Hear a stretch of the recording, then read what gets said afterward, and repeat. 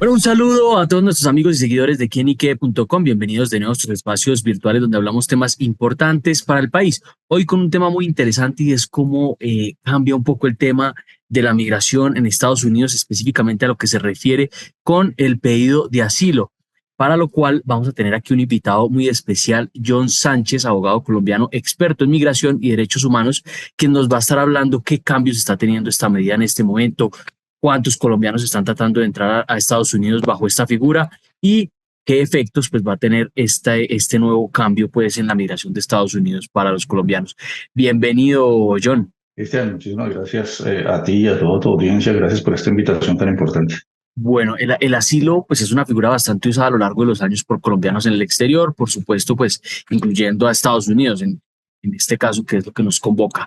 ¿Cómo está la situación actualmente con estas peticiones de asilo específicamente de los colombianos? ¿Cuántos colombianos están queriendo ir a Estados Unidos y cuántos esperan que lleguen a Estados Unidos en este 2024? Bueno, la suma se está incrementando de una manera exponencial, ¿no? Lo que hablamos en este año, digamos, lo que lleva del año para el mes de junio, el mes que ya dejamos atrás, ya se alcanzó la cifra de todo el 2023, ¿ok? Entonces, quiere decir que esto está en aumento, pero un aumento abismal. Es un poco preocupante porque a pesar de los esfuerzos que ha hecho el gobierno de los Estados Unidos, incluso México, para evitar la migración irregular, porque es el lugar por donde más están llegando las personas, en este caso los colombianos, que es lo que nos compete, no ha funcionado mucho. Ha bajado en un 40% a nivel global de todas las nacionalidades, pero sin embargo los colombianos se siguen abarrotando por esas vías irregulares de una manera desorganizada y realmente por mucha falta de conocimiento. Muchas de las personas que llegan por frontera tienen otras vías más óptimas para lograr las diferentes clases de visas que hay. Hay más de 40 clases de visa. Y al venir por frontera, las personas, tal vez algunos puedan entrar, pero otros están cerrando la puerta a lograr una residencia permanente en el futuro por estar haciendo uso de estas vías. Bueno, en este momento, John, pues por orden del presidente Joe Biden, pues el tema del asilo se está limitando en las fronteras. ¿De qué se trata esta medida? ¿Cómo va a afectar, digamos, a las personas pues, que quieran eh, optar por esta figura que, como usted lo dice, pues ya vamos a entrar un poco más en materia de si se está abusando o no de esta figura? Hay tres tipos de limitaciones que el gobierno de Joe Biden ha reflejado para poder frenar esa inmigración irregular. De hecho, como te decía, ya ha bajado un 40% y eso es bastante. La primera fue terminar el título 42 y volver al título 8, que es la ley de inmigración antigua. El título 42 fue la ley de emergencia que salió por COVID. Se abandonó y se volvió al título 8 y esto es una forma de volver un poco más fuerte las regulaciones del asilo. La segunda es tras la aplicación CBP One, que es para que las personas soliciten la cita y eliminen pedir favores a los tan famosos coyotes para poder llegar a los Estados Unidos. Desde tu país puedes solicitar una cita para llegar a la frontera y que te atienda directamente el oficial, indicando cuáles son los motivos por los cuales tú vas a pedir asilo en los Estados Unidos. Y la tercera, que es la última, que se hizo ya por una orden ejecutiva, y es acerca de el cierre de la frontera tras pasar un número específico. Al principio eran 4.500 entradas diarias, pero finalmente el presidente lo bajó a 2.500 diarias.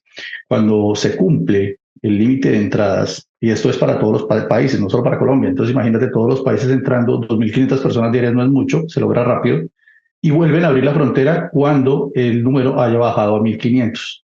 Esas son las tres cosas que ha ocasionado, que ha sido fuerte en el gobierno de Biden para chocar un poco el asilo. No lo puede quitar porque está firmado en las Naciones Unidas, más de 192 países, y es un derecho prácticamente de buscar ayuda en otro país y de poderla merecer.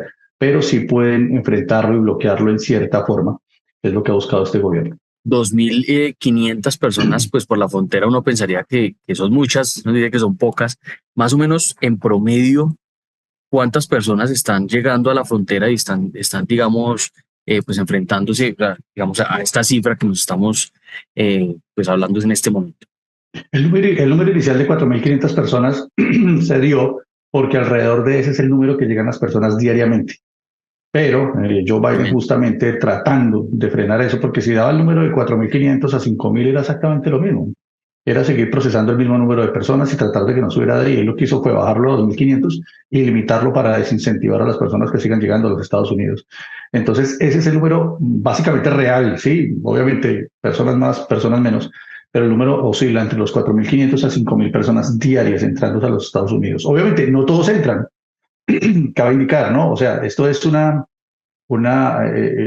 promedio que se recibe para poder ser procesados, pero la gran parte de ellos son devueltos o deportados. Bueno, y que, digamos, en ese caso, ¿qué efectos podría llegar a tener? ¿No? Porque 2.500 personas y se cierra prácticamente la frontera para recibir este tipo de solicitudes y inmigrantes y demás. ¿Qué efectos puede tener eso? Claro, tanto para el lado de Estados Unidos como para el lado de México. El problema grande es para México, que es lo que México está diciendo. Oye, bueno, tú no estás, la gente está llegando a Estados Unidos, le dice a ellos. Nosotros te colaboramos tratando de no permitir, que es otro problema que tú has escuchado tal vez, que están poniéndose más fuertes las personas cuando están entrando a México. Incluso hay muchos colombianos quejándose de malos tratos y demás, porque lo están haciendo tal vez de una manera inadecuada, pero es el trato que tienen con los Estados Unidos. Ellos tratan de evitar esas entradas desmedidas de personas, tratan de también revisar sus fronteras y darse cuenta que esas grandes caravanas, frenarlas de alguna forma no es muy fácil, porque también están los derechos humanos de por medio, ¿no? No pueden ser violentos ni nada por el estilo.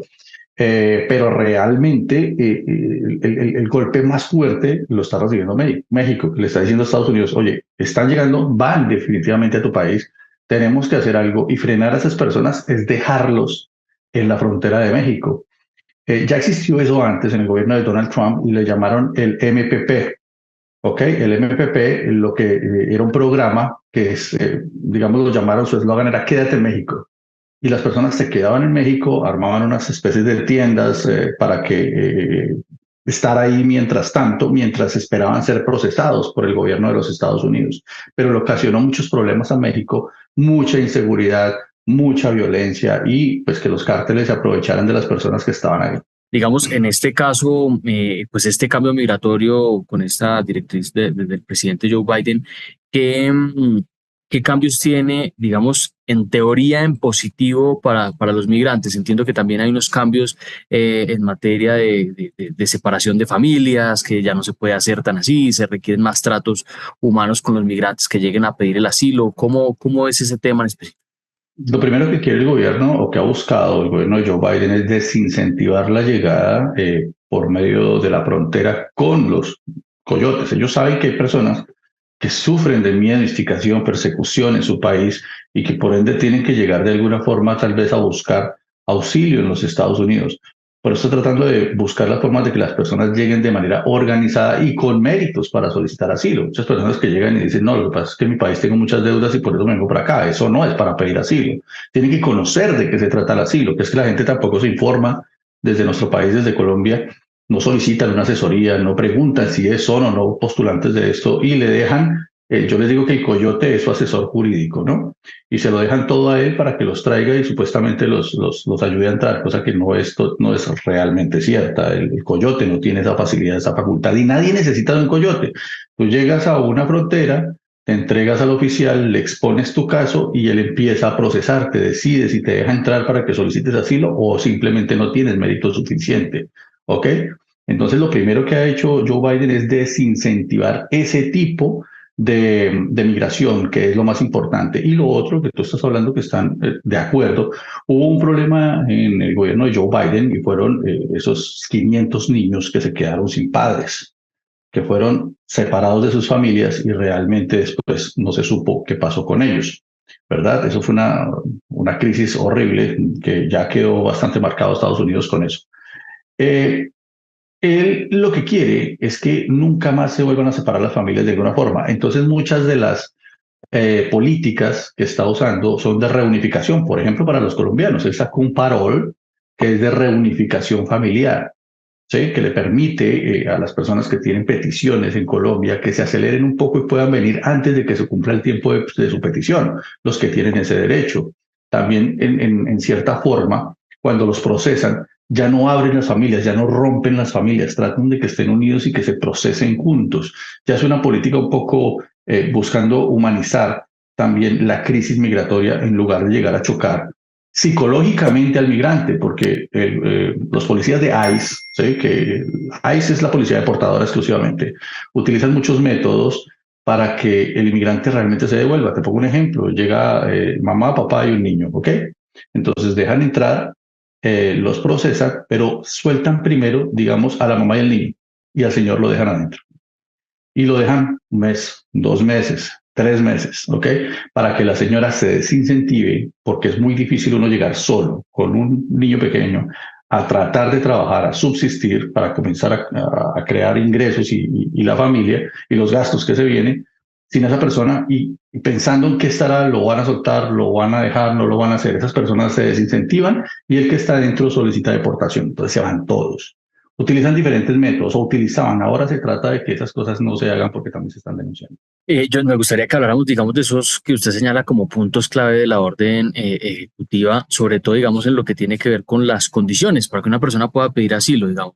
Si una persona, por ejemplo, cruza la frontera de forma ilegal entre México y Estados Unidos, una vez esté en territorio estadounidense, allá no puede pedir asilo si ya cruzó de manera indocumentada. ¿Cómo quedan estipuladas, digamos, esas condiciones para que una persona sí pueda pedir asilo y quienes no pueden hacerlo? Bueno, no, las personas que cruzan la frontera, que logran, porque indiscutiblemente sí lo pueden hacer, algunos lo logran y terminan dentro de los Estados Unidos sin haber sido inspeccionados, no quiere decir que no puedan solicitar asilo. Sin embargo, se les da la oportunidad. La norma indica que tienen 72 horas para presentarse con los oficiales. Es decir, ya estoy adentro, ¿sí? Quisiera que ustedes me procesen para poder solicitar mi asilo. De lo contrario, él pone las cosas más difíciles. En la nueva normatividad dice que las personas que hayan entrado de manera irregular, si pasan ese límite de tiempo, ya no van a poder solicitar un asilo. Anteriormente, antes de esta orden ejecutiva, le podíamos solicitar a la gente tal vez no un asilo, pero sí le podíamos solicitar al juez un withholding of removal. Eso traduce retención de remoción, que es igual que presentar un asilo, pero se le expresa al juez cuáles fueron las condiciones por las cuales llegó esa persona a los Estados Unidos. Si se logra demostrar que esa situación de peligrosidad o de miedo o de instigación o de discriminación aún persiste, el juez no le deja salir de los Estados Unidos, le deja quedarse, pero con presentaciones anuales periódicas hasta que de pronto esa situación cambie y le sostiene el permiso de trabajo y el Social Security. ¿Por qué podríamos estar hablando de que esta nueva medida pueda estimular la migración, ¿no? Porque uno creería que no lo hace. Es que la migración, mira, en el tiempo de Donald Trump, que fue cuando más fue atacado, nunca paró. La migración nunca paró. Y como yo digo, he dicho muchas veces, la migración desde la época de las cavernas hasta el día de hoy ha existido, no es algo nuevo. Fuera anteriormente por supervivencia, por cuestiones climáticas, etcétera. Ahora por cuestiones políticas y demás que se le suman a lo que nos ha traído la modernidad, ¿verdad? Pero por eso el gobierno de Joe Biden lo que opina es hay que mejorar las vías, no hay que crear un bloqueo porque finalmente no sirve para nada. Donald Trump bloqueó, cerró y nunca dejaron de entrar las personas, incluso se aumentó la entrada de manera totalmente regular, como la que tú hablabas ahora, de personas que ya ni siquiera pasaban por el oficial, sino de alguna forma terminaban dentro de los Estados Unidos. Hubo muchos muertos. Se lanzaban al río, morían, el desierto, morían, pero muchos de ellos lograban llegar también. Entonces era un poco más cruel. En esa época, incluso salió un documental muy famoso sobre la migración, que mostraba cómo en esa época el Border Patrol, los oficiales de frontera, a los activistas que les dejaban agua y demás, ellos pasaban era pateando esas botellas de agua, desocupándolas para que ellos no pudieran tomar agua. Entonces uno dice, ya las personas vienen, o sea, prefieres que se mueran por el camino en lugar de entrar y procesarlas. Mira, con todo esto que hacían en esa época que te estoy diciendo hace ya 5 años atrás, nunca paró la migración. Lo mejor es hacer eso, unas buenas medidas, unas buenas vías y muchos acuerdos entre gobiernos para que esas cosas se puedan hacer. Yo le digo a la gente, ¿por qué las personas migran tantas a los Estados Unidos? Es fácil, porque en los países de nosotros no están funcionando las cosas bien y las personas no tienen oportunidades y no ven el progreso. Y en un país, en los Estados Unidos, llega un inmigrante que nunca ha tenido una casa y en 3 años la logra comprar, es algo realmente maravilloso y no es fácil. Son personas que tienen 2 o 3 trabajos pero en tu país es difícil incluso conseguir uno solo. Entonces la culpa no es de Estados Unidos, la culpa no es del inmigrante, sino que nosotros tenemos políticas débiles que no se preocupan por lo que se tienen que preocupar. Ese es el punto, tenemos que verlo hacia afuera. Ya para ir cerrando, ¿cómo cae, digamos, esta nueva normativa en el clima de pronto un poco polarizado que ya hay en Estados Unidos, ¿no? Respecto a este tema en específico, tanto que pues el tema de la migración ahorita está como en punto ¿No? central, como siempre, en el debate para las elecciones y demás. Pues parecía la muletilla de Donald Trump en el debate, ¿no? Todo lo contestaba con migración, tuviera o no tuviera que ver. Es importante. Casualmente, Joe Biden, las últimas dos órdenes ejecutivas que firmó, tres con la del DACA, lo que hizo fue ponerse en la vitrina en todo lo que él ha fallado, porque él prometió entrar y mejorar el sistema migratorio de alguna forma, lograr eliminar todos esos baches que tiene migración. Migración en este momento está totalmente paquidérmico, es totalmente lento, no está funcionando bien. Un asilo, una persona en asilo aquí puede demorarse 5 o 10 años en un asilo y nunca está resuelto, encerrado en los Estados Unidos sin todavía poder llegar a ningún futuro. Él prometió eso.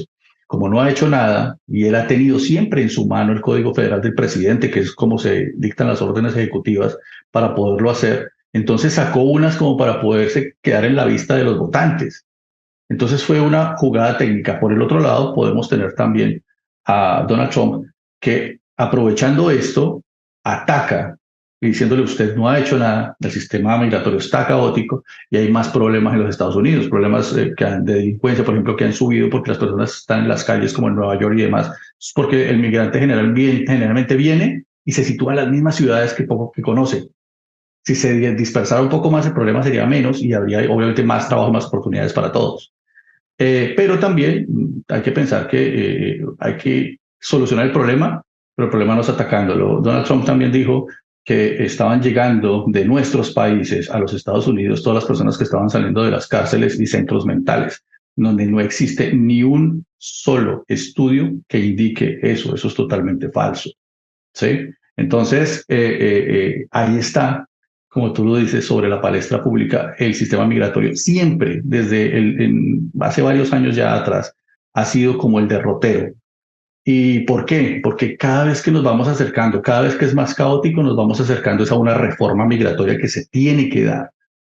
El partido que logre esa reforma migratoria va a tener en su bolsillo más de 12 millones de votos porque es a las personas que va a regularizar. Más o menos es el conteo que tiene el Departamento de Migración de las personas que podrían verse beneficiadas de una reforma migratoria en los Estados Unidos. Joe Biden pasó una y no se la aceptaron, realmente era demasiado hermosa para poderse dar, o sea, era atropellar hasta los derechos de los ciudadanos, no podía hacer tanto.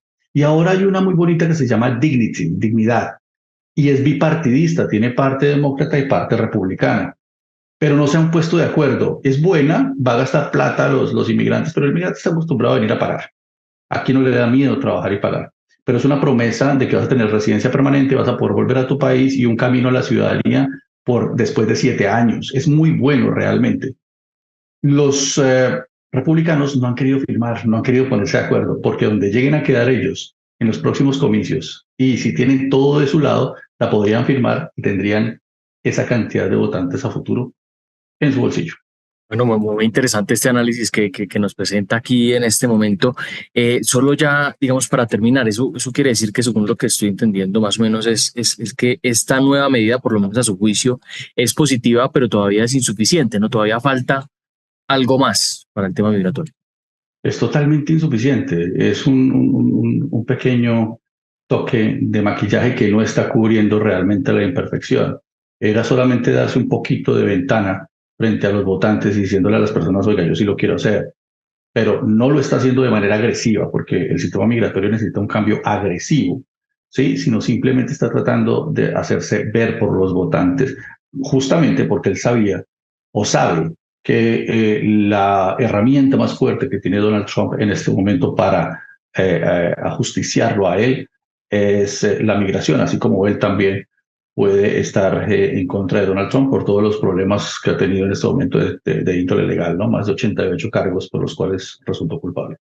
Bueno, pues yo muy interesante esta conversación sobre la migración, sobre el tema del asilo en Estados Unidos y los colombianos que pues allá también se la sufren, ¿no? Por esta figura y por los diferentes tipos de visa y que sí, pues siempre van allá tratando de buscar pues un mejor futuro, pero que vemos aquí que también hay unos cambios que hay que tener en cuenta a la hora pues de intentar este tipo de incursiones. De verdad, muchísimas gracias por el tiempo para esta entrevista. No, a ti, Cristian, de verdad, una oportunidad maravillosa de poder hablar de estos temas y sobre todo llevarle la información a los colombianos. Oigan, antes de salir de su país, consulten, ustedes pueden ser unas personas de esas con habilidades extraordinarias que necesitamos aquí. Puede ser un ingeniero, puede ser una enfermera, puede ser un fonoaudiólogo, puede ser muchas carreras que tienen la puerta abierta aquí para una residencia para ellos y sus familias y terminan llegando por una frontera, cerrándose las puertas a futuro de lograr algo así, que es más grande. Entiendo que no todos somos profetas en nuestra tierra, Cristian, pero si decides hacerlo en otra tierra, hazlo bien, ¿ok? Muy interesante también esa reflexión. Ahí lo tienen, John Sánchez, abogado experto en migración y derechos humanos, que nos estuvo aquí hablando pues de todo este tema de las limitaciones al tema del asilo, de cómo está funcionando actualmente allá. Muchas gracias por el tiempo, John, y muchas gracias también a los que nos sintonizaron en esta entrevista y no olviden que quienique.com es el placer de saber, ver y oír más.